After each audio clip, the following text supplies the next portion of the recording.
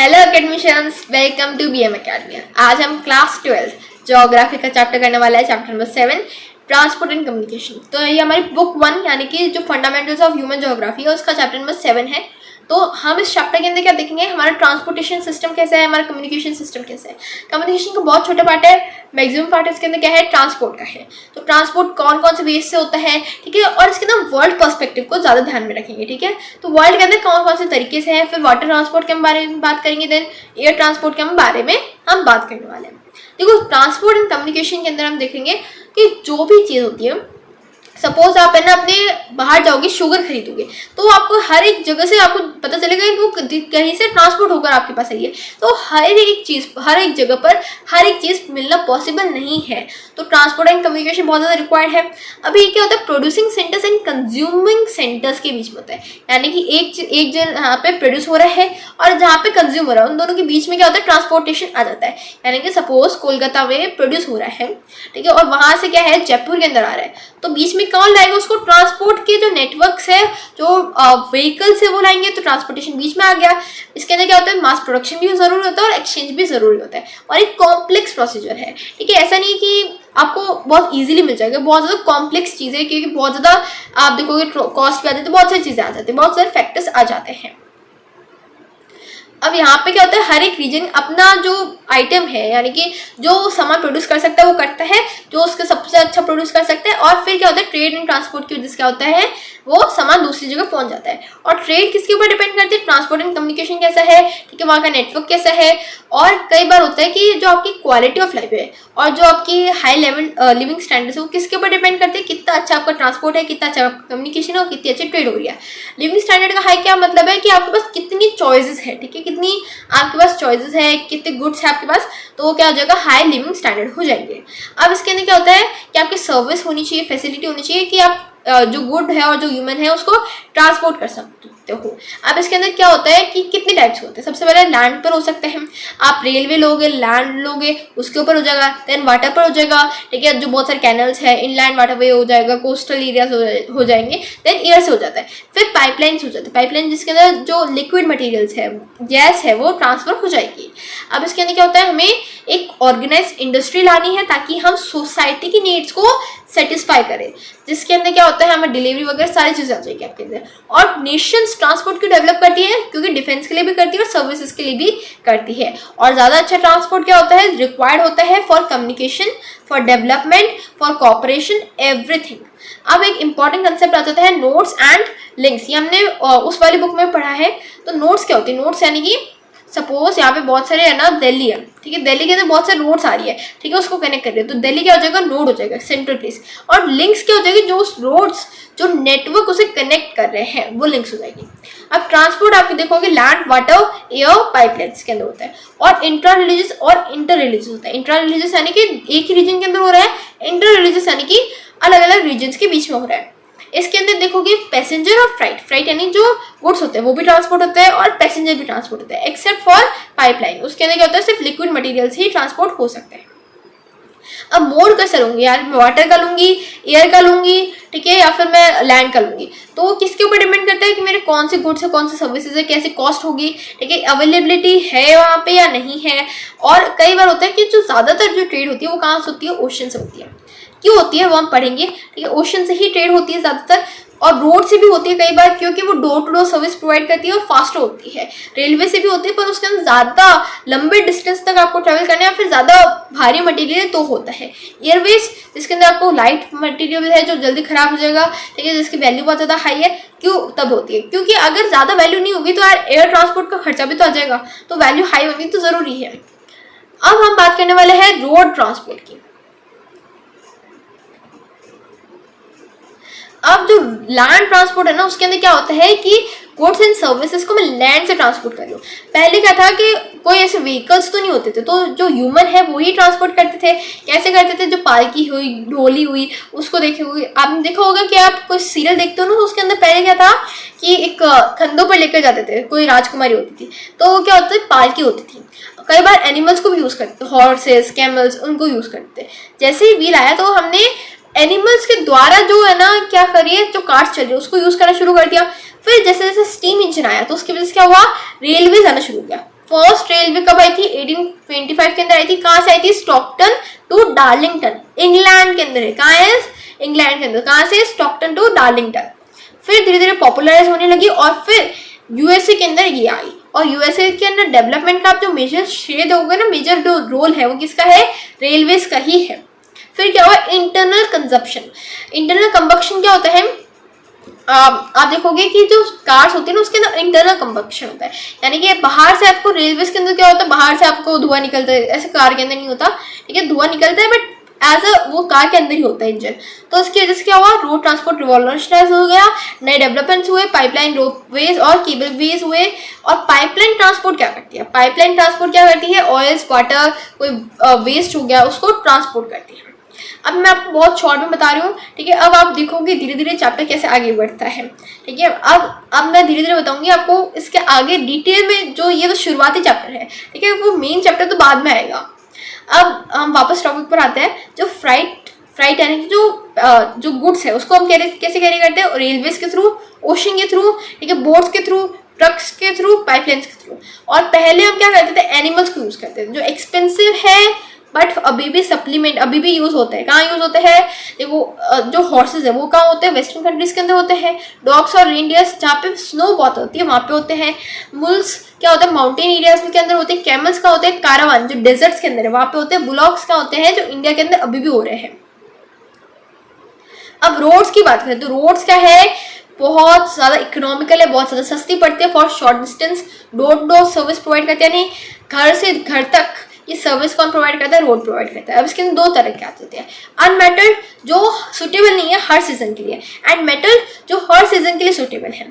अब देखो जो रेल है उसके अंदर भी उसको ज़्यादा बेटर कंडीशन प्रोवाइड करती है। क्यों? क्योंकि कई बार होता है, आप देखोगे जो मेटल रोड्स है इंडिया के अंदर वो भी खराब हो जाती है बारिश के टाइम पर, तो रेलवे काफ़ी ज़्यादा इंपॉर्टेंट हो जाती है। रेल की जो किलोमीटर रेंज है, यानी कि रेल कितना ज़्यादा है, ठीक है। इंडिया के अंदर बहुत ज़्यादा वास्ट रेलवे है बट फिर भी थोड़ा कम है, गाँव के अंदर आपको नहीं मिलेगा कई बार। तो ये कितना ज़्यादा कनेक्टेड है वो भी हेल्प करता है अलग अलग कंट्रीज़ के अंदर। कई बार आप देखोगे इतना ज़्यादा कनेक्टेड नहीं होता बड़ी बड़ी कंट्रीज़ के अंदर, जैसे रशिया के अंदर हो गया, ठीक है, इंडिया के अंदर हो गया। बड़ी बड़ी कंट्रीज़ के अंदर रेलवे थोड़ा कम होता है, तो रोड ज़्यादा इंपॉर्टेंट आ जाती है। रोड क्वालिटी भी वेरी करती है। डेवलप्ड कंट्रीज़ के अंदर अच्छी रोड क्वालिटी होगी। ऑटोबैन्स जो जर्मनी के अंदर होते हैं उसकी क्वालिटी काफ़ी अच्छी होती है। हाईवेज काफ़ी ज़्यादा होते हैं। लॉरीज जो बहुत ज़्यादा होते हैं ना, हैवी वेट के, जो हैवी वेट को लेकर जाते हैं उसको हम क्या बोलते हैं? लॉरीज बोलते हैं। जो हम यहाँ पे बोल सकते हैं ट्रक्स होते हैं उसको लॉरीज बोलते हैं। अब जो वर्ल्ड का जो रोड सिस्टम है वो अभी डेवलप नहीं हुआ है। सिर्फ डेवलप्ड कंट्रीज जैसे यूएसए हो गया वहाँ पे डेवलपमेंट हुआ है, बट जो हर वर्ल्ड में है, वर्ल्ड में हर जगह डेवलपमेंट नहीं हुआ है। 15 मिलियन क्या है? रोड्स है हमारे, जिसके अंदर 33% तो सिर्फ नॉर्थ अमेरिका के अंदर है, ठीक है। क्यों? क्योंकि बाकी सारी जगहों पर अभी भी रोड्स इतनी अच्छी नहीं मिलेगी। गाँव में जाओ पता चलेगा रोड्स कैसी होती है। अब ट्रैफिक फ्लोज की बात करें, ट्रैफिक फ्लोज क्या होते हैं? जहाँ पे स्कूल का टाइम देखा होगा ना, तो स्कूल के टाइम पर क्या होता है? बहुत ज़्यादा ट्रैफिक होता है, तो उसको हम क्या बोलते हैं? कंजक्शन बोलते हैं। जहाँ पे जो नेटवर्क है वो इतना ज़्यादा अच्छा नहीं होता, मतलब इतनी ज़्यादा डिमांड है, इतने ज़्यादा लोगों को जाना है पर नेटवर्क इतना ज़्यादा नहीं है कि सारे लोग जा सके इजीली, तो ट्रैफिक बहुत ज़्यादा होता है। कई बार होता है टाइम पर होता है, मतलब जो ऑफिस का टाइम होगा उस टाइम होगा, स्कूल का टाइम होगा उस टाइम होगा। कई बार क्या होता है? पूरे हर टाइम चलता ही रहता है ट्रैफिक, ठीक है। जहाँ पे आप देखोगे कई बार होता है बेंगलुरु के अंदर ट्रैफिक हर टाइम चलता रहेगा, ठीक है, या फिर चाइना के अंदर काफ़ी सिटीज़ के अंदर हर टाइम ट्रैफिक चलता ही रहता है। अब हाईवे की बात करें तो हाईवे क्या होता है? रोड और हाईवे में क्या फर्क है? रोड क्या होती है कि इतनी ज़्यादा अच्छी नहीं हो सकती, अनमेटल्ड भी होती है मेटल भी होती है। हाईवे हमेशा मेटल्ड होंगे जो वास्ट डिस्टेंस को कनेक्ट करेंगे। इसके अंदर क्या होता है? बड़े बड़े अच्छे होते हैं, ठीक है, ट्रैफिक लेन्स होंगे, ब्रिजेस होंगे, ठीक है, दो तरह से, मतलब एक यहाँ से जाएंगे और दूसरा वहाँ से आएंगे, तो ये दो तरह के होते हैं। अनइंटरप्टेड ट्रैफिक फ्लो होगा, बहुत ज़्यादा वाइड भी होंगे, और सबसे ज़्यादा देखोगे डेंसिटी का है नॉर्थ अमेरिका के अंदर है, ठीक है। हाईएस्ट हाईवे डेंसिटी 0.65 किलोमीटर, यानी कि हर जगह आप देखोगे कि क्या होगा? रेलवे के हाईवे के अंदर ही है हर एरिया, हर place within the 20 kilometre of the highway है। यानी कि आप देखोगे जो आप नॉर्थ अमेरिका का कभी मैप देखना, हम इस चैप्टर के अंदर देखेंगे कि जो पैसिफिक है, Pacific coast range Pacific ocean के पास में, उससे लेकर अटलांटिक कोस्ट तक क्या है? हाईवे है। कनाडा की जो सिटीज़ है उसके अंदर क्या है? नॉर्थ, जो कनाडा को है ना, नॉर्थ जो यूएस है यहाँ पे आता है, कनाडा ऊपर आता है एंड यहाँ पे मेक्सिको आ जाता है। तो कनाडा से मेक्सिको तक हाईवे है यहाँ पे, ठीक है, trans Canadian highway. Trans Canadian highway क्या है? एक हाईवे है जो कनाडा के अंदर है, जो वैंकूवर यानी कि जो कनाडा की वेस्ट कोस्ट के अंदर है, Vancouver to Saint John city east coast के अंदर, उसको कनेक्ट करता है। और अलास्कन हाईवे कहाँ है? जो एडमोंटन जो कनाडा के अंदर है, उसको एंक्रोज अलास्का के अंदर कनेक्ट करता है। मतलब कनाडा आप देखो कि यहाँ पे है तो अलास्का इसके जस्ट इधर पास में है, तो उसको भी कनेक्ट करता है। मतलब सेम है, ऐसे अलग दूर भी नहीं है, तो एकदम सेम है। तो इन दोनों को यहाँ पे कनेक्ट करता है कौन? अलास्कन हाईवे, जो Edmonton Canada to Anchorage Alaska को कनेक्ट करता है। अब यहाँ पे एक डेवलपमेंट हो रहा है अभी इसका, पैन अमेरिकन हाईवे, जो जिसका लार्ज बहुत ज़्यादा एरिया कंस्ट्रक्ट हो चुका है ऑलरेडी। और ये किसको कनेक्ट करता है? South America, central America and जो यूएस कनाडा है उसको कनेक्ट करता है। अब ऑस्ट्रेलिया की बात करें तो ऑस्ट्रेलिया के अंदर ट्रांस कॉन्टिनेंटल स्ट्रॉट हाईवे है, जो डार्विन सिटी है टू मेलबोर्न दूसरी सिटी, इन दोनों को कनेक्ट करता है। उसके बीच में क्या आ जाता है? टेनेंट क्रीक आ जाती है और एलिस स्प्रिंग्स आ जाती है। बहुत सारी चीज़ें आपको याद रखनी होगी। अभी तो हाईवेज के अंदर तो काफ़ी ज़्यादा कम है। फिर आएगा ट्रांस कॉन्टिनेंटल हाईवे, उसके अंदर थोड़ी चीज़ें आ जाएगी, उसको आपको याद रखनी पड़ेगी। अब यूरोप की बात करें तो यूरोप के अंदर काफ़ी ज़्यादा अच्छा हाईवे सिस्टम है, काफ़ी ज़्यादा अच्छा हाईवे है, आपको यूरोप के अंदर मिल जाएगा। अब रशिया की बात करें तो रशिया के अंदर क्या होता है? बहुत ज़्यादा वास्ट नेटवर्क है, ठीक है। तो उसके अंदर इंडस्ट्रियल रीजन बहुत ज़्यादा है। कहाँ पे है? जहाँ पे स्नो ज़्यादा नहीं होती। तो मॉस्को क्या है? रशिया का कैपिटल है, तो वहाँ पे इंडस्ट्रियलाइजेशन काफ़ी ज़्यादा होगा। उरल्स वहाँ पे एक और जगह है, वहाँ पे भी इंडस्ट्रियलाइजेशन काफ़ी ज़्यादा अच्छा है। तो यहाँ पे हाईवे कौन है? मॉस्को व्लादिवोस्टॉक हाईवे, जो इस पूरे रीजन को सर्व करता है। पर यहाँ पे देखो कि रशिया बहुत ज़्यादा बड़ी है, largest country in the world. तो यहाँ पे इतना ज़्यादा इंपॉर्टेंट नहीं है रेलवे हाईवे जितना कि रेलवे है, क्योंकि वो बहुत ज़्यादा बड़े बड़े डिस्टेंसेस को बहुत जल्दी कवर कर लेता है। चाइना की बात करें तो चाइना के अंदर क्या है? क्रिस क्रॉस द कंट्री, यानी चाइना के अंदर हर जगह आप देखोगे हाईवे तो मिल जाएगा। इसके अंदर कौन सी जगहों पर आ जाएगा? Shanghai, Guangzhou and Beijing is the capital, ठीक है। यहाँ पे 4 जगहों पर आ जाएगा। अभी दूसरे हाईवे लिंक्स पे आ रहे हैं, जो चेंदुओ को लासा क्या है? लासा एक जो तिब्बत है उसका कैपिटल हुआ करता था, उसको कनेक्ट करता है।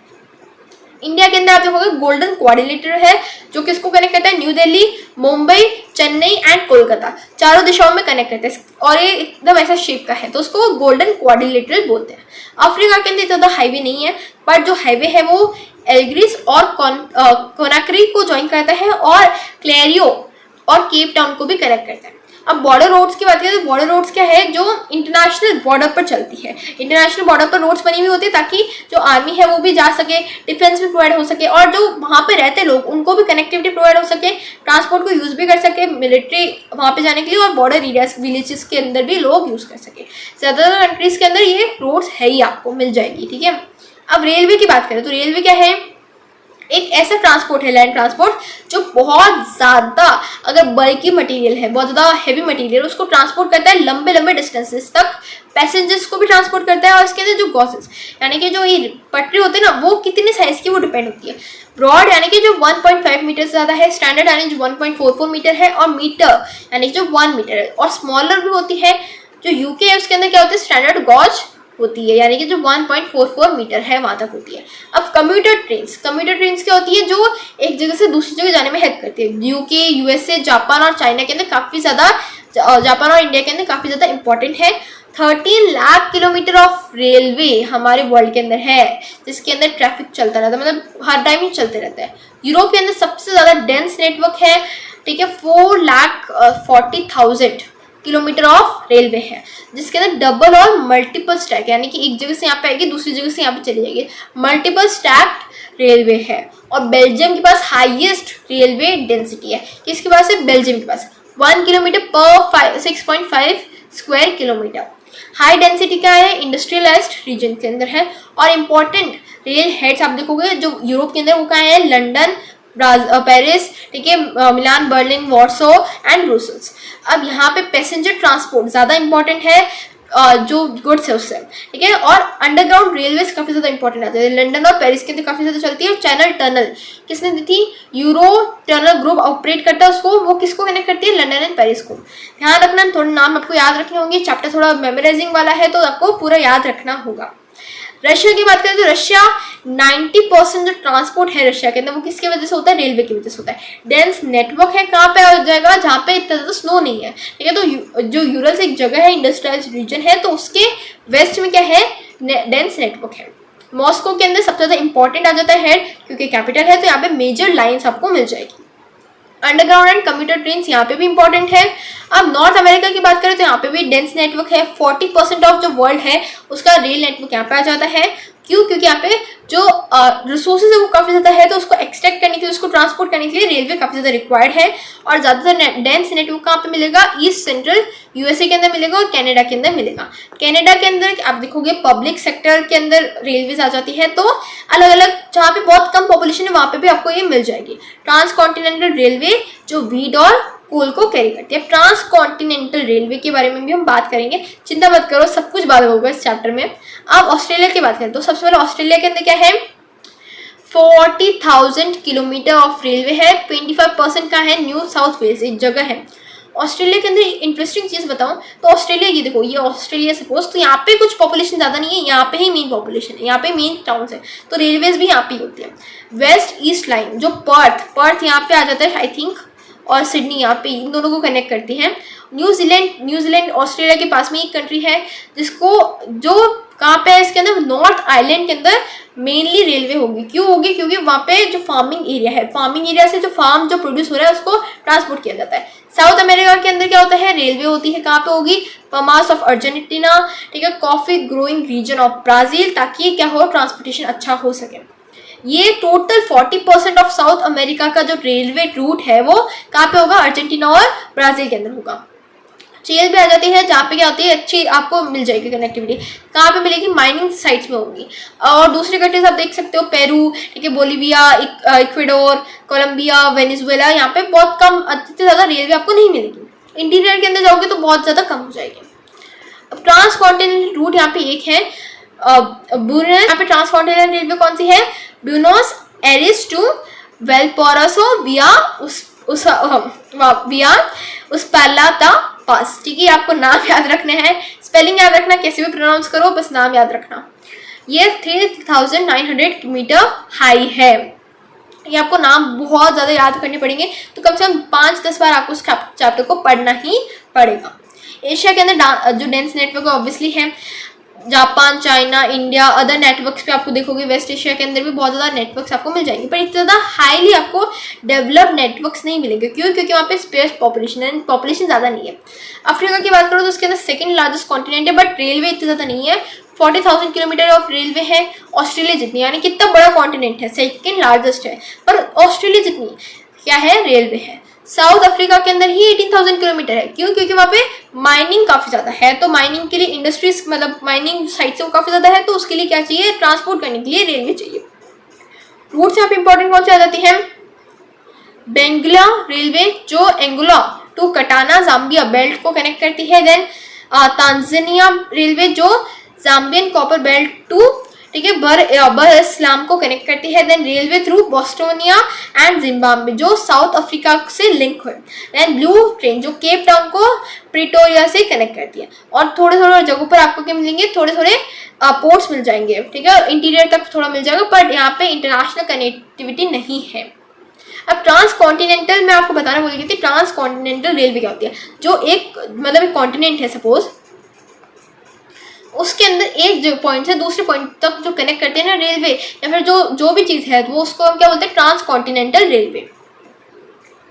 अब यहाँ पे आ जाएगा हमारा ट्रांस कॉन्टिनेंटल के अंदर फर्स्ट आ जाएंगे ट्रांस साइबेरियन रेलवे जो रशिया के अंदर है, जो सेंट पीटर्सबर्ग को वेल्डिवोस्टॉक से कनेक्ट करती है। और उसके बीच में क्या आ जाएगी? मॉस्को आ जाएगी, उफा, नवोसिबिर्स्क, इर्कुत्स्क, ठीक है, चिल्ता एंड खाबरसवॉक। और लॉन्गेस्ट है 9,332 किलोमीटर, डबल ट्रैक है, इलेक्ट्रिफाइड है। और ये क्या करती है? क्योंकि रशिया आप देखोगे एशिया के अंदर आता है, पर वो यूरोप से भी कनेक्ट कनेक्टिविटी लेता है। तो यूरोप और एशिया को कनेक्ट करने में काफ़ी ज़्यादा हेल्प करती है। और ये उरुस माउंटेन्स ओबी और यंगशाई रिवर के अंदर आती है, ये इसके साथ में चलती है। इसके अंदर इंपॉर्टेंट सेंटेंस आ जाएंगे, चित्ता जो एग्रीकल्चर के अंदर काफ़ी ज़्यादा फेमस है, और इर्तुश जो फर के अंदर काफ़ी ज़्यादा फेमस है। अब ये क्या करती है, ओडिशा, बकू, तश्केंत, ठीक है, उलान बतौर, ठीक है, शेंगुआन, बीजिंग, इन सबको भी कनेक्ट करती है, इन सब से भी कनेक्ट है। अब ये रशिया के अंदर नहीं है, बट इससे कनेक्टेड है, रशिया की जो रेलवे है वो इससे कनेक्ट हो सकती है। देन ट्रांस कैनेडियन हाईवे जो 7050 किलोमीटर है, जो हेलीफैक्स को वैंकूवर से कनेक्ट करता है। पासिस कहाँ से जाता है ये, ओटावा, ठीक है, विनिपेग, कैलगरी, ठीक है, मॉन्ट्रियल। अब यहाँ पे 1886 के अंदर ये बना था ताकि ब्रिटिश कोलंबिया को इंटीग्रेट किया जा सके। और ये किसको कनेक्ट करता है, ये करता है क्यूबेक मॉन्ट्रियल इंडस्ट्रियल रीजन है जो, ठीक है, पेरिली जो वीट बेल्ट है, ठीक है, कॉनिफरस फॉरेस्ट रीजन है, ठीक है, जो विपिंग टू थंडर जो बे है लेक सुपीरियर उसको भी कनेक्ट करता है। और इकोनॉमिकल आर्टरी है कनाडा के, यानी कनाडा के अंदर जो मेन इकोनॉमिक है ना वो इसकी वजह से चलती है, और इसके अंदर वीट और मीट सबसे ज़्यादा एक्सपोर्ट होता है। अब यहाँ पे आपको रशिया के अंदर ये दे रखा होगा, देखो यहाँ पे व्लादिवोस्टॉक से क्या है, सेंट पीटर्सबर्ग, यहाँ से पूरा कनेक्ट करता है। यहाँ से जो एशिया है वहाँ से क्या होगा, यूरोप तक ये कनेक्टिविटी पहुँचा देगा। अब यहाँ पे देखोगे, यहाँ पे आपको मार्केट्स बहुत ज़्यादा मिल जाएंगे। चाइना के अंदर आपको बीजिंग से यहाँ पे मिल जाएगा, ठीक है, यहाँ पे ये यूक्रेन वगैरह यहाँ से कनेक्ट होता है, दूसरी कंट्री से कनेक्ट होता है, तो ये आपको कनेक्टिविटी काफ़ी ज़्यादा दे देगा।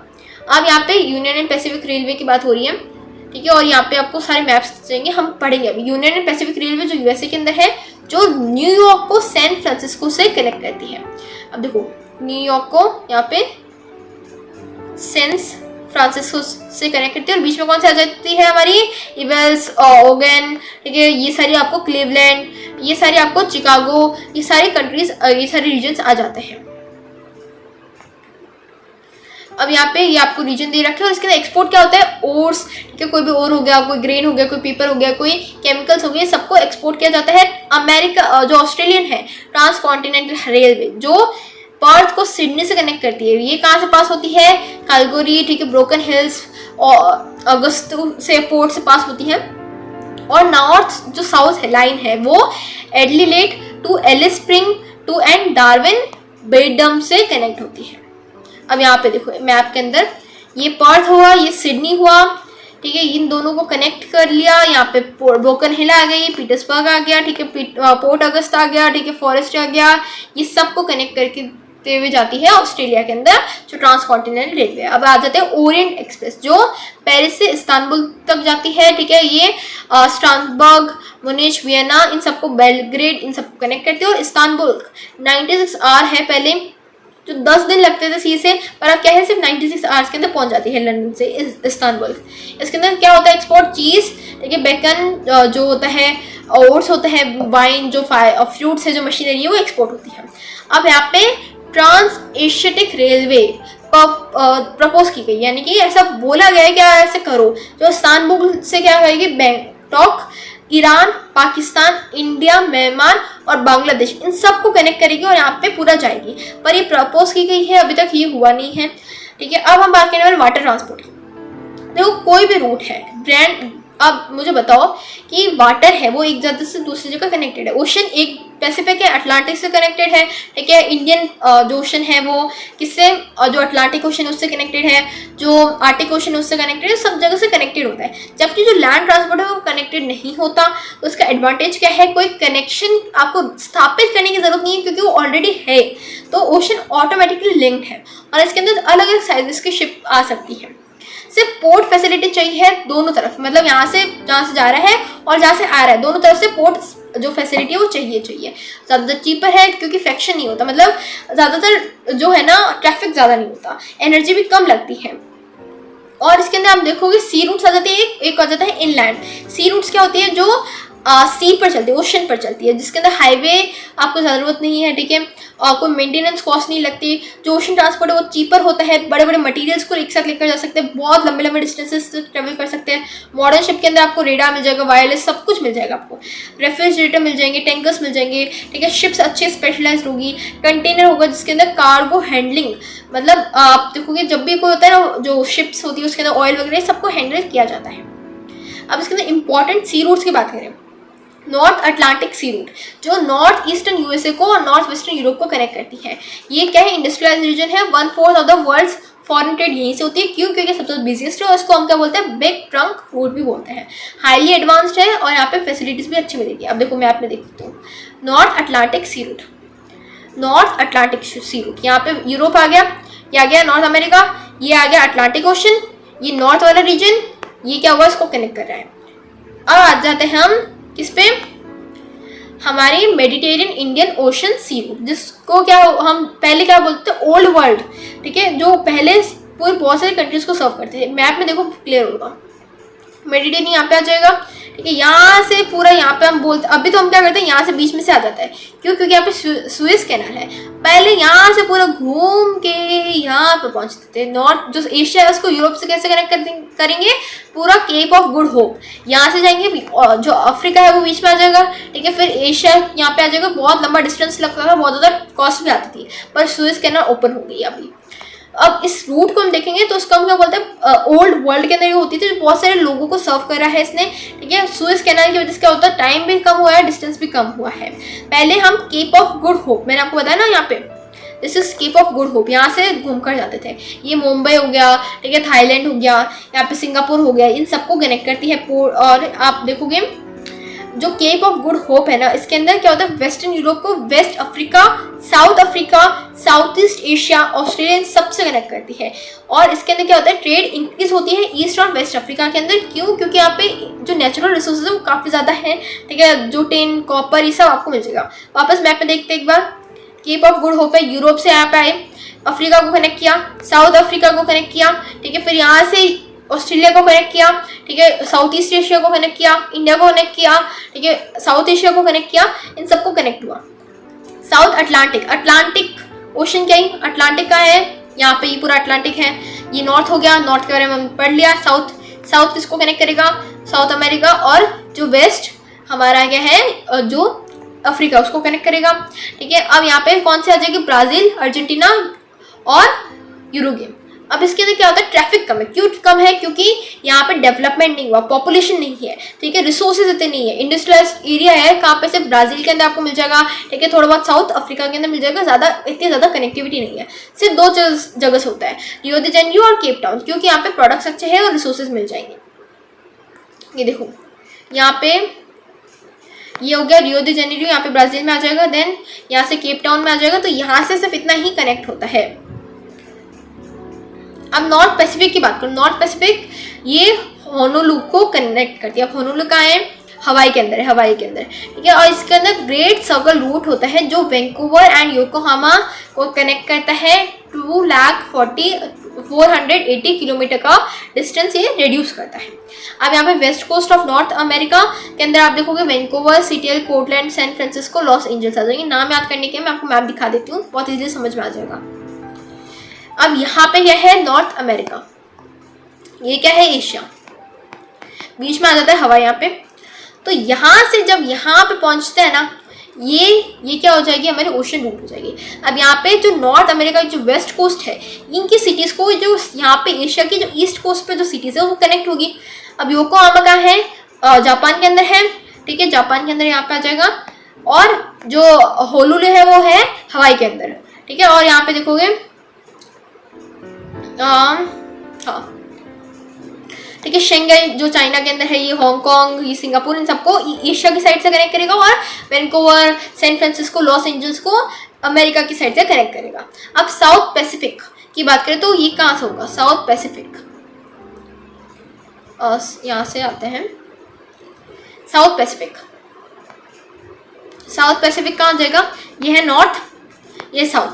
साउथ किसको कनेक्ट करेगा, ऑस्ट्रेलिया, ये जो साउथ ईस्ट एशियन कंट्रीज हैं इनको कनेक्ट करेगा। और किसे कनेक्ट करेगा, सेंट्रल एंड जो हमारा नॉर्थ अमेरिका है उससे कनेक्ट करेगा। अब यहाँ पे आ जाएगा क्या है, सबसे पहले हम इसको हांगकांग, फिलीपींस और इंडोनेशिया को भी हम रीच करने के लिए करते थे। और बहुत सारे आइलैंड्स को भी कनेक्ट करता है पैनामा कैनाल से। पैनामा कैनाल से क्या होती है हम उसको पढ़ेंगे। अब पैनामा कैनाल्स के और सिडनी क्या है, ऑस्ट्रेलिया का कैपिटल, वो कितना डिस्टेंस है, 12,000 किलोमीटर है। और होनोलुलु इसका इंपॉर्टेंट पार्ट बन जाता है। होनोलुलु क्या है, जो हवाई है वहाँ पे एक सिटी है। अब बात कर ली हमने सी रूट्स की, अब हम किसकी बात करेंगे, कोस्टल शिपिंग। कोस्टल शिपिंग क्या होती है, मैं अगर कंट्री के अंदर से ही ट्रांसपोर्ट कर रही हूँ, ठीक है, जो लॉन्ग कोस्ट लाइन्स होती है जहाँ पे क्या होता है, ये हेल्प करती है। यूरोप के अंदर शेंजन स्टेट्स बहुत ज़्यादा अच्छे से होता है, और कंजक्शन यानी जो ट्रैफिक होता है लैंड रूट्स पर उसको कम कर लेती है। चीप मोड है, ठीक है, ओशनिक रूट्स कनेक्ट करती है कंट्रीज को, तो कोस्टल शिपिंग क्या होती है, कंट्रीज के एरिया को ही कनेक्ट कर लेती है एक दूसरे से। अब इसके अंदर आ जाएगा आपका सुएज कैनाल, जो 1869 से 1869 के अंदर इजिप्ट के अंदर कंस्ट्रक्ट था, जो पोर्ट सेड और पोर्ट सुएज को कनेक्ट करता है। अब यहाँ पे देखो मैप के अंदर, दिस इज सुएज कैनाल, यहाँ पे है पोर्ट सेड आपका यहाँ पे आ जाएगा, ठीक है, यहाँ पे आ जाएगा, एंड पोर्ट सुएज यहाँ पे आ जाएगा। तो यहाँ से जो मेडिटेरियन सी है उससे रेड सी यहाँ पे आ जाएगा, उसको कनेक्ट करता है सुएज कैनाल।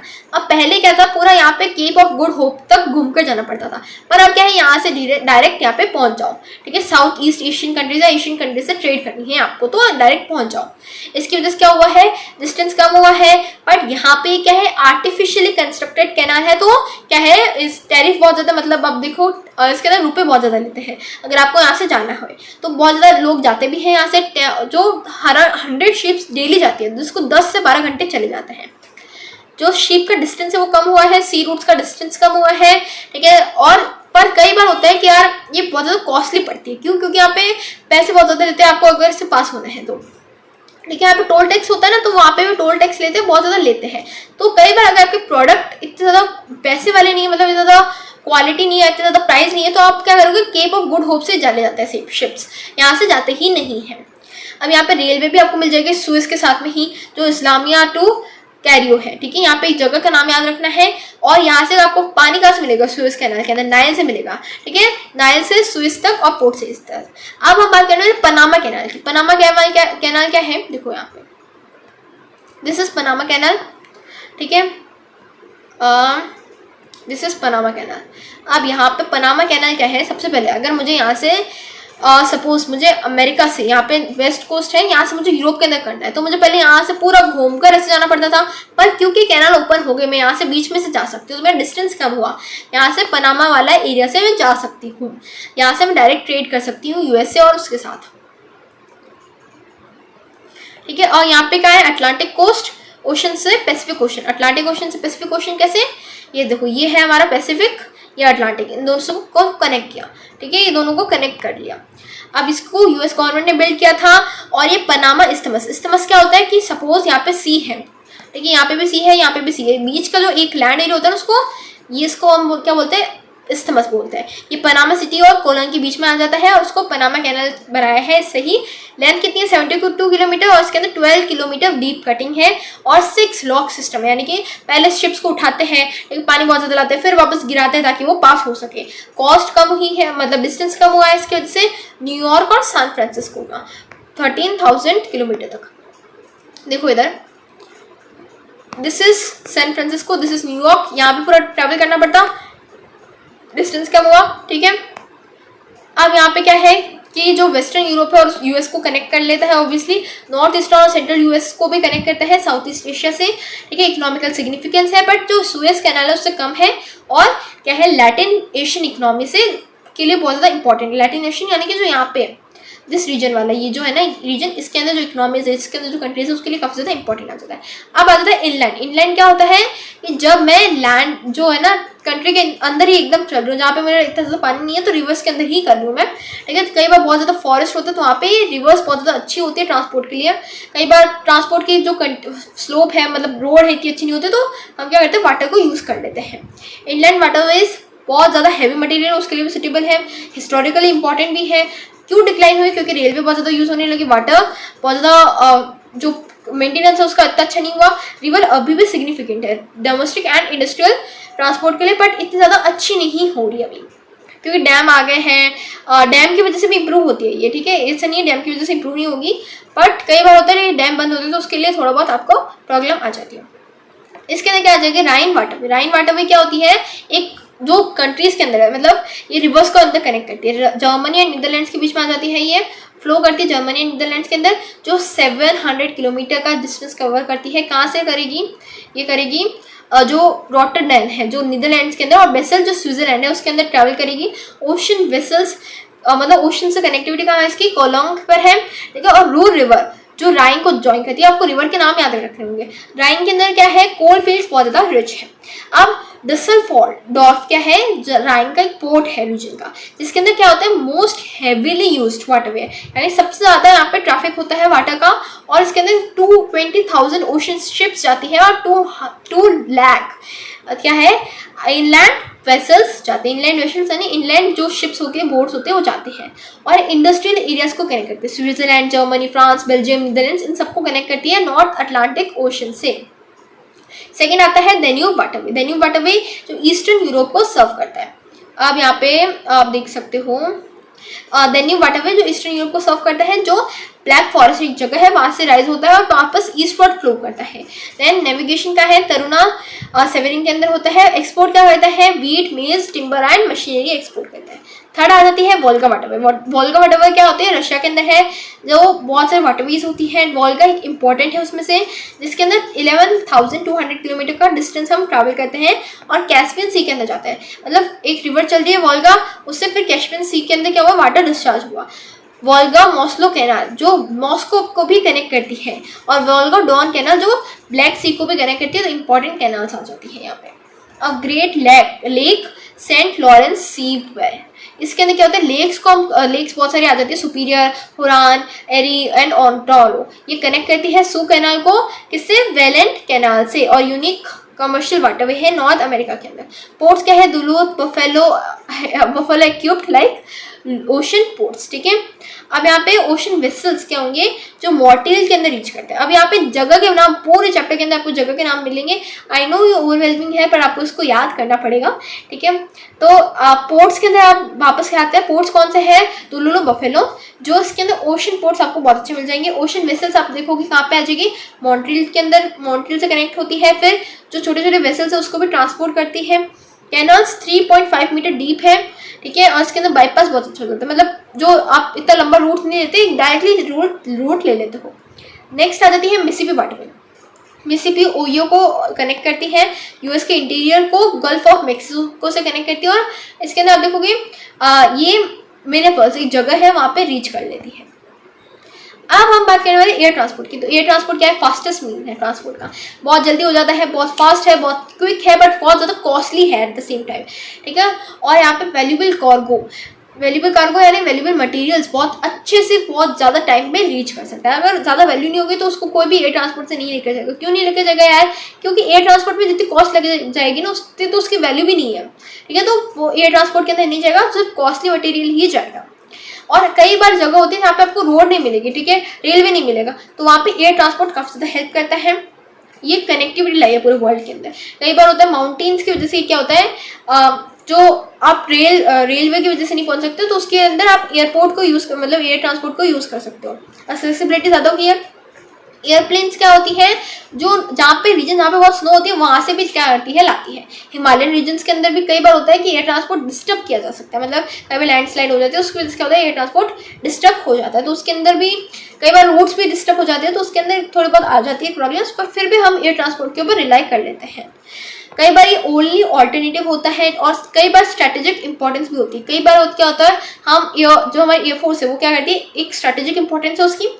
सबसे पहले क्या किया था, एयर जो स्ट्राइक्स हुई थी, इसकी स्ट्रैटेजिक इंपॉर्टेंस कैसे है। एयर स्ट्राइक हुई थी, कहाँ पे हुई थी, ईरान के अंदर, यूएस और ब्रिटिश ने की थी। ये क्या इसका बोल सकते हैं क्या, इसकी इंपॉर्टेंस है, ऑब्वियसली इसकी इंपॉर्टेंस है। अब एयरपोर्ट नेटवर्क बहुत ज़्यादा फास्टली एक्सपेंड हो रहे हैं, मैन्युफैक्चरिंग ऑफ आर्टिफैक्ट्स, ठीक है, उनका ऑपरेशन, इसके अंदर क्या होता है, ट्रांसपोर्ट बहुत ज़्यादा चाहिए, मतलब इंफ्रास्ट्रक्चर बहुत ज़्यादा चाहिए। कभी भी एयरपोर्ट पे जाओगे इंफ्रास्ट्रक्चर काफ़ी ज़्यादा अच्छा मिलेगा, मेंटेनेंस काफ़ी ज़्यादा अच्छी होगी, कंस्ट्रक्शन ही काफ़ी ज़्यादा मुश्किल होता है एयरपोर्ट्स का, एक्सपेंसिव होता है, डेवलपमेंट बहुत ज़्यादा चाहिए, ठीक है, ताकि जो ट्रांसपोर्ट है उसके अंदर कोई कॉम्प्लिकेशंस ना आए। बहुत ज़्यादा large volume of traffic control करते हैं, और अभी एट प्रेजेंट आप देखोगे कोई भी ऐसी जगह नहीं है जो 35 आवर्स अवे है एक दूसरे से, ठीक है, ज़्यादा उससे ज़्यादा अवे है या उससे ज़्यादा दूर है, ठीक है। और ये पॉसिबल क्यों हुआ है, क्योंकि हमने लोगों ने इसको बिल्ड किया, ठीक है, फ्लाई करना शुरू हो गया। इंडिया में भी पहले थी, बहुत ज़्यादा एंशिएंट टाइम में थी, ऐसा हमें रिलीजियस रिकॉर्ड्स के अंदर ही मिलता है। अब यहाँ पे एयर ट्रांसपोर्ट आप देखोगे बहुत ही कम कर दिया इन्होंने डिस्टेंस, ठीक है, हार्स एंड मिनट्स के अंदर कर दिया। पहले हम क्या करते थे, डेज लगा देते थे, मंथ्स लगा देते थे, ईयर्स लगा देते थे एक जगह से दूसरी जगह जाने में, पर एयर ट्रांसपोर्ट की वजह से मिनट्स के अंदर हो गया। सबसे पहले यूके ने बनाया था, पर यूएसए ने सबसे ज़्यादा डेवलप किया है।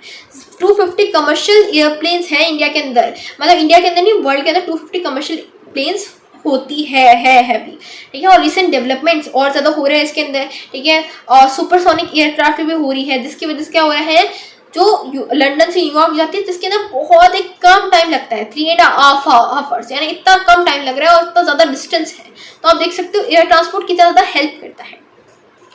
अब इंटर कॉन्टिनेंटल एयर रूट्स, ठीक है, तो नॉर्थ हेमिस्फीयर यानी जो नॉर्थ वाले रीजन है उसके अंदर सबसे ज़्यादा आपको मिलेगी एयर ट्रांसपोर्ट, ठीक है।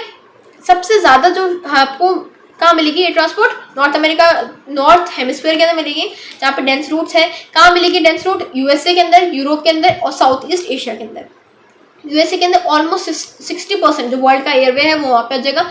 कौन कौन सी सिटीज को कनेक्ट करती है, न्यूयॉर्क, लंदन, पेरिस, एम्स्टर्डम, ठीक है, फ्रैंकफर्ट, रोम, मॉस्को, कराची, न्यू दिल्ली, ठीक है, जो मुंबई है, बैंकॉक है, सिंगापुर है, टोक्यो है, सैन फ्रांसिस्को है, लॉस एंजल्स है, शिकागो है, ये सबको कनेक्ट करती है। अब देखो कराची तक को कनेक्ट करिए तो सोच लो एयर ट्रांसपोर्ट कितना ज़्यादा आगे बढ़ चुका है।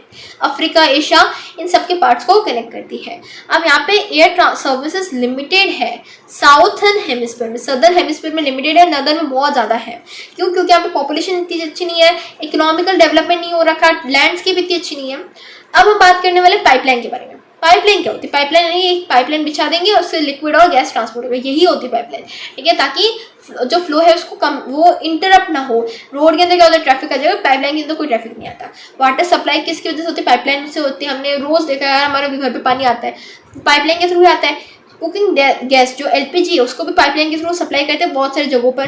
पाइपलाइंस लिक्विफाइड कोल को भी हम लिक्विफाई करके पाइपलाइंस के थ्रू ट्रांसपोर्ट करते हैं। न्यूजीलैंड के अंदर मिल्क भी पाइपलाइन के थ्रू ट्रांसपोर्ट होता है, फार्म से लेकर फैक्ट्रीज तक। यूएसए के अंदर ऑयल पाइपलाइंस बहुत ज़्यादा होती है, जहाँ पे ऑयल प्रोड्यूस हो रहा है वहाँ से कंज्यूमिंग सेंटर्स तक पाइपलाइन से ट्रांसपोर्ट हो जाता है। बिग इंच एक फेमस पाइपलाइन है जो पेट्रोलियम को ऑयल वेसल्स से ऑफ द गल्फ, मतलब गल्फ से जो ऑयल वेसल्स हैं वहाँ से क्या करती है, नॉर्थ ईस्टर्न स्टेट तक ट्रांसपोर्ट करती है। जो 17% है जो वहाँ पे ट्रांसपोर्ट है जो मटेरियल्स का है वो किसकी वजह से होता है? पाइपलाइंस के थ्रू होता है। यूएसए के अंदर, Russia, Europe, west Asia, India के अंदर भी पाइपलाइन कनेक्ट करती है ऑयल वेल्स को रिफाइनरी से, और डोमेस्टिक एंड इंटरनेशनल जो मार्केट है उससे, मतलब पोर्ट्स के अंदर भी भेजती है ताकि वो डोमेस्टिक और इंटरनेशनल मार्केट के अंदर जा सके। टर्कमेनिस्तान जो सेंट्रल एशिया के अंदर, उसके अंदर भी क्या होते हैं, पाइपलाइन कनेक्ट करती है ईरान को, और also the part of China. अब यहाँ पे ईरान, इंडिया विया पाकिस्तान एक international oil and natural gas pipeline है जो लॉन्गेस्ट हो सकती है वर्ल्ड के अंदर, हुई नहीं है और इन फ्यूचर ऐसे कोई ट्रीटी भी नहीं है, बट ऐसा प्रपोजल है कि यार ऐसे करो आप, ताकि पाइपलाइन बहुत ज़्यादा बड़ी हो, आपका ट्रांसपोर्टेशन काफ़ी ज़्यादा अच्छे से हो सके। अब बात करने वाले कम्युनिकेशन की। कम्युनिकेशन क्या है? ह्यूमन बींग्स के पास बहुत लंबे टाइम से कम्युनिकेट कर रहे हैं। टेलीफोन्स अभी अभी आए हैं, ठीक है, communication of which was telegraph and जो टेलीफोन है वो अभी अभी आया है, जस्ट अभी अभी आया है। टेलीग्राफ कॉलोनाइज्ड ऑफ अमेरिका के अंदर, कॉलोनाइजेशन के अंदर काफ़ी ज़्यादा हेल्प की थी टेलीग्राफ के अंदर, ठीक है, मैसेजेस पहुंचाने के लिए अंदर। और पहले आप देखोगे American telegraph and telephone company की मोनोपोली होती थी, ठीक है, यूएसए के टेलीफोन के अंदर। टेलीफोन क्रूशियल बन गए थे डेवलपमेंट के लिए। अर्बनाइजेशन के अंदर आप देखोगे टेलीफोन अब क्रूशियल, अब हम सबके पास मोबाइल है, ठीक है, आप उससे वीडियो देख रहे हो, तो टेलीफोन क्रूशियल हो गए थे। फर्म्स ने अपना जो फंक्शन है वो कहाँ कर दिया, सिटी के अंदर कर दिया, हेडक्वार्टर्स, और जो कि ब्रांच है वो कहाँ कर दी, छोटे छोटे टाउन्स के अंदर लोकेट कर दी। टेलीफोन्स अभी भी बहुत यूज होते हैं। डेवलपिंग कंट्रीज के अंदर क्या है, सेलफोन यूज होते हैं, ठीक है, मोबाइल यूज होते हैं। क्यों होते हैं? क्योंकि सैटेलाइट से कनेक्ट होते हैं। इंडिया के अंदर अभी भी थोड़ा कम है, बट हो चुके हैं, काफ़ी ज़्यादा हो चुके हैं। रूरल एरिया में भी कनेक्टिविटी हो जाती है। अब यहाँ पे देखोगे जो पेस है डेवलपमेंट की, वो देखो पहले क्या था, स्मार्टफोन है कितने 5-10 साल पहले आए, 5-6 साल पहले आए थे, कितना ज़्यादा डेवलप हो गया, ठीक है। और सबसे ज़्यादा इंपॉर्टेंट चीज़ आई थी ऑप्टिक फाइबर केबल्स। ये ऐसे केबल्स होते हैं जो ज़्यादा जल्दी ख़राब नहीं होते, तो पहले जो कॉपर वाले केबल्स चलते थे उसको हटाकर ये वाले केबल्स ला दिए गए हैं। इससे क्या होता है, ज़्यादा क्वांटिटी ऑफ डेटा ट्रांसमिट किया जा सकता है सिक्योरली, और कोई एरर भी नहीं होता। डिजिटलाइजेशन ऑफ इंफॉर्मेशन भी शुरू हो गया था, यानी डिजिटल इंफॉर्मेशन आना, जो इंटरनेट है वो भी शुरू हो गया था 1990s के अंदर। और धीरे धीरे क्या हुआ, टेलीकम्युनिकेशन किसके साथ मर्ज हो गई, कंप्यूटर के साथ मर्ज हो गई। अब सैटेलाइट की बात करें तो सैटेलाइट क्या होती है, इंटरनेट। इंटरनेट आपने क्या सोचा होगा कि यार इंटरनेट बहुत ज़्यादा पावरफुल चीज़ है, ठीक है। इंटरनेट पूरे वर्ल्ड को कनेक्ट करता है, 1000 मिलियन पीपल और more than 100 countries are connected because of the internet. हर टाइम आप जब सेल फोन यूज़ करते हो, मोबाइल फ़ोन यूज़ करते हो अपने फ्रेंड को कॉल करने के लिए, तो आप इंटरनेट को यूज़ कर रहे हो, ठीक है। एक कोई प्रोग्राम देखने के लिए, कोई चीज़ देखने के लिए, तो आप सैटेलाइट कम्युनिकेशन को भी यूज़ कर रहे हो। सैटेलाइट की वजह से ही इंटरनेट चलता है। कम्युनिकेशन सैटेलाइट जो उससे हुआ है ना, वो बहुत ज़्यादा इंपॉर्टेंट है। 1970s के बाद में हुआ था, बहुत ज़्यादा इंपॉर्टेंट है। सबसे पहले जो यूएसए है और यूएसए सारे उन्होंने ये किया था, अपनी स्पेस रिसर्च बहुत ज़्यादा इंपॉर्टेंट बनाई थी। देन आर्टिफिशियल सैटेलाइट भी अभी बहुत ज़्यादा यूज़ होती है, ठीक है। अर्थ के ऑर्बिट में बहुत सारी सैटेलाइट आपको मिल जाएगी, ठीक है। अब यहाँ पे ये जब मतलब सपोज सैटेलाइट है, ठीक है, वो थोड़े बहुत एरिया को कवर कर लिया, ठीक है। कितना एरिया कवर करे, 5000 किलोमीटर ऑफ एरिया कवर कर लिया। अब अगर मैं बोलूँ कि यही सैटेलाइट से 500 किलोमीटर एरिया को भी कवर करें तो भी सेम कॉस्ट आएगी, तो मैं ज़्यादा एरिया को कवर कर पाऊंगी। मतलब अगर मैं 200 किलोमीटर एरिया को भी कवर करूँ तो भी सेम कॉस्ट है, और मैं 2000 किलोमीटर एरिया को कवर करूँ तो भी सेम कॉस्ट है। तो मेरी क्या है, मैं डिस्टेंस इंक्रीज कर सकती हूँ, कॉस्ट सेम लगेगी। अब इंडिया ने भी अपनी सैटेलाइट लाई है, ठीक है। आर्यभट्ट लॉन्च किया था 19 अप्रैल 1975 के अंदर, भास्कर 1 1979 के अंदर, रोहिणी 1980 के अंदर, और 19 जून 1981 के अंदर एप्पल लॉन्च हुआ था। किससे, आर्यन रॉकेट के अंदर। एप्पल का फुल फॉर्म क्या है, आर्यन पैसेंजर पेलोड एक्सपेरिमेंट। फिर भास्कर, चैलेंजर 1 और इनसेट 1B, ये भी बहुत ज़्यादा जो लॉन्ग डिस्टेंस कम्युनिकेशन है उसको क्या करते हैं, हेल्प करते हैं। अभी जो वेदर फोरकास्टिंग होती है वो इसकी वजह से ही होती है। अब हम बात करेंगे साइबर स्पेस इंटरनेट। WWW का फुल फॉर्म बताओ। WWW का फुल फॉर्म क्या है, वर्ल्ड वाइड वेब। अब जैसे साइबर स्पेस आया तो उसकी वजह से क्या हुआ, पूरे का पूरा जो कंट्री, पूरा जो वर्ल्ड है वो चेंज हो गया। सबसे पहले क्या था, जो इलेक्ट्रॉनिक डिजिटल वर्ल्ड था वो नहीं था। अब ये क्या हुआ, ये एमर्ज हुआ, जिसकी वजह से हम कोई भी इंफॉर्मेशन आपको चाहिए गूगल पर सर्च करो, ChatGPT पर सर्च करो, मिल जाएगी, आराम से मिल जाएगी, ठीक है। कोई फिजिकल मूवमेंट के चाहिए नहीं, मैसेज यहाँ से भेजोगे वहाँ तक पहुँच जाएंगे, ईजिली मिल जाएंगे। और सबको हम क्या बोलते हैं, इंटरनेट बोलते हैं। साइबर स्पेस हर जगह मिलेगी, ऑफिस कहीं पे भी आप जाओगे आपको साइबर स्पेस मिल ही जाएगी, और स्पीड बहुत बहुत बहुत ज़्यादा फास्ट है। पहले क्या करते थे लोग, ट्रैवल करके पहुंचाते थे तो महीने लग जाते थे, अब क्या है, मिनटों में भी नहीं लगता, सेकंड्स लगते हैं वहां पे पहुंचने के लिए।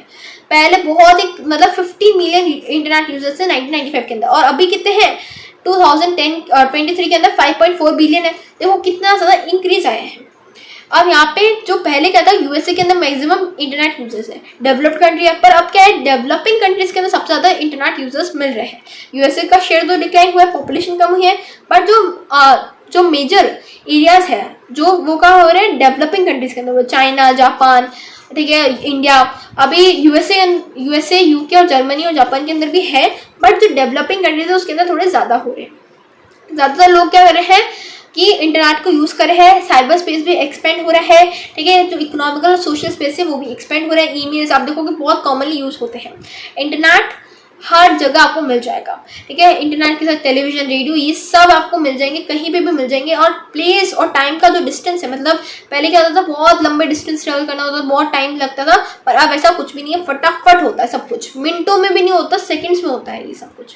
अब इसी के साथ हमारा चैप्टर कंप्लीट हो जाता है। इसके नोट्स आपको टेलीग्राम चैनल पे मिल जाएंगे, ठीक है। वीडियो को लाइक, शेयर, सब्सक्राइब करना मत भूलना। और इस चैप्टर के अंदर थोड़ा बहुत मुश्किल लगा होगा, मैं मानती हूँ, क्योंकि इसका मैक्सिमम आपको याद करने की चीज़ है, पर आप धीरे धीरे एक एक पार्ट लेकर जाओगे ना, बहुत इजीली याद हो जाएगा। मेहनत थोड़ी करनी पड़ेगी बट याद हो जाएगा। मिलते हैं नेक्स्ट वीडियो में, तब तक के लिए बाय बाय।